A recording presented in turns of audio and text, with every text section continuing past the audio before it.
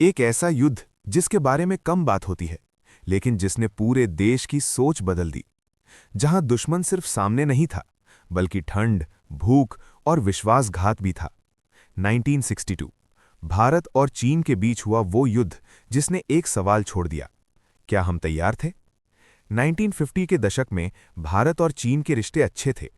हिंदी चीनी भाई भाई का नारा हर जगह गूंजता था।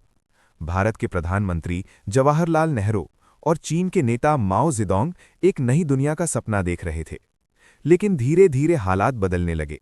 सीमा रेखाएं कभी स्पष्ट नहीं थीं और यहीं से विवाद की शुरुआत हुई। चीन ने अक्साई चीन में एक सड़क बना ली जिसकी जानकारी भारत को बहुत देर से मिली। दूसरी ओर अरुणाचल प्रदेश, जिसे तब NEFA कहा जाता था, भी विवाद का केंद्र बन गया। भारत की सेना उस समय पूरी तरह तैयार नहीं थी। सैनिकों के पास पर्याप्त हथियार नहीं थे और कड़ाके की ठंड से बचने के लिए सही कपड़े भी नहीं थे। फिर आया 20 अक्टूबर 1962 का दिन, जिसने सब कुछ बदल दिया। चीन ने अचानक हमला कर दिया। भारत को संभलने का मौका तक नहीं मिला, लेकिन भारतीय सैनिकों ने हार नहीं मानी। कम संसाधनों के बावजूद उन्होंने बहादुरी से लड़ाई लड़ी। हर कदम पर उन्होंने अपनी मातृभूमि के लिए अपनी जान की बाजी लगा दी। इस युद्ध की सबसे वीर गाथाओं में से एक कहानी है रिजांग ला की।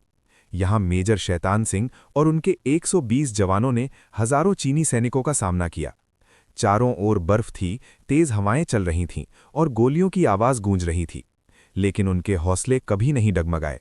वे आखिरी सांस तक लड़ते रहे। जब लड़ाई खत्म हुई तो 120 में से 114 जवान शहीद हो चुके थे। लेकिन उन्होंने दुश्मन को दिखा दिया कि भारतीय सैनिक कभी पीछे नहीं हटता। इस युद्ध में भारत को हार का सामना करना पड़ा, लेकिन ये सिर्फ हार नहीं थी, बल्कि एक कड़वी सच्चाई थी। एक ऐसा आईना जिसमें देश ने अपनी कमजोरियों को देखा। इसके बाद भारत ने अपनी सेना को मजबूत बनाना शुरू किया। नए हथियार, बेहतर प्रशिक्षण और मजबूत रणनीतियों पर काम किया गया। 1962 की हार ने भारत को सिखाया कि सिर्फ इरादे काफी नहीं होते, तैयारी भी जरूरी होती है।